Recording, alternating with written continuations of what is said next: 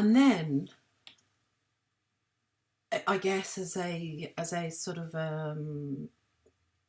I don't know whether you might say a divine inspiration or as an inspiration that was coming from me, I was being nudged to consider how we were moving from this this pattern of the physical, and how, you know, we are potentially moving into a new era. And some humans have been doing this anyway, so highly spiritual, those who are and have been on the planet and evolving consciousness throughout time, beings who have given their life to holding a space of consciousness. So Buddha and Gandhi and these people who have held space. And for me also, that, you know, that includes the shamans.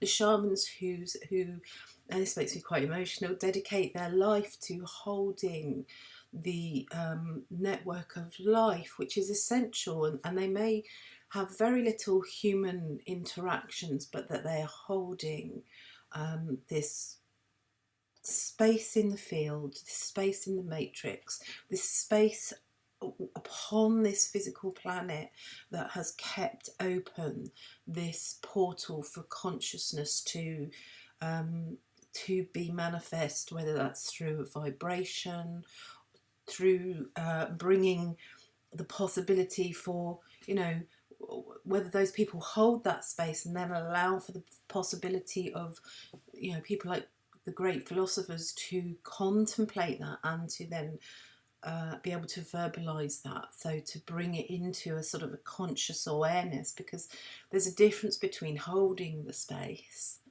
and then being able to observe it, reflect, and formulate that into some sort of language that can make it conscious. Because the difference between mind and, you know, and consciousness and just embodying something and being that is, it's obviously very different. And the purpose of doing that is very different.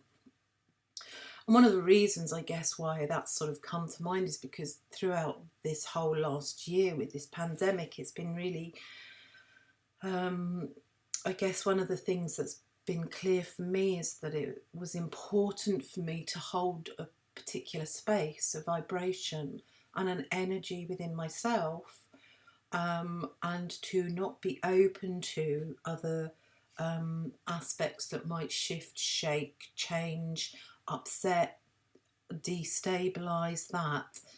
In a way, what it has done in the last year is closed down the many different avenues of social interactions that I was having previously to that. But also by doing that, it solidified and brought my my being into just being a particular space, time, vibration.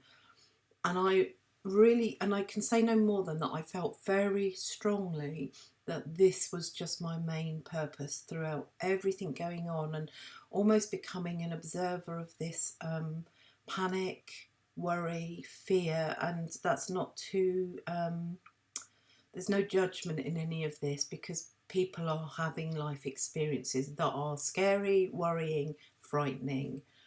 But I felt it was really important that it was my job to hold a space outside of that. And I guess it clarified for me how I've recognised for a while now how important the role is of those people.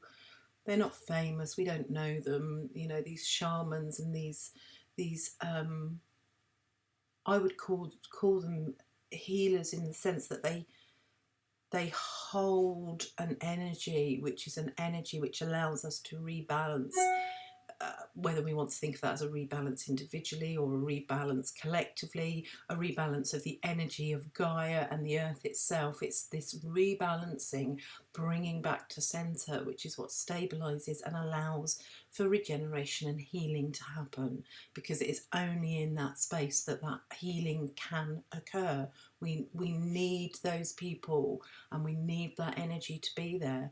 Just in the same way as, individually, if we have a meltdown, we have to, we have go-to people that we know when we're in their presence, it just sort of brings us back into a space. Well, hopefully many of us have that. And, sometimes that just being with that person, we don't have to explain, we don't have to describe, we don't have to do anything else but just be in that presence, in that connection and that relationship. And it just creates this space which allows us to come back into that. So maybe slight diversion, but what I'm saying is that these creative cycles come from different places, and each of them is important. I talked briefly about the philosopher, or the role of the philosopher. Well, that's to make known and understood and to bring conscious awareness, and awareness on a different level, a much more cerebral level of mind. But both are experiences of mind. One is more of an embodied expression of mind, whilst the other is cerebral, and it's operating from this aspect of thought. So, having sort of reflected on that and these two dynamic cycles of the 5 elements that I had been playing with and sort of created, I then was prompted to consider the cycle that was there before the one that we're currently in, that has the earth as central. And I guess I was taken on a slight sort of, I don't want to call it shamanic, but on a slight journey and an energy sort of experience that took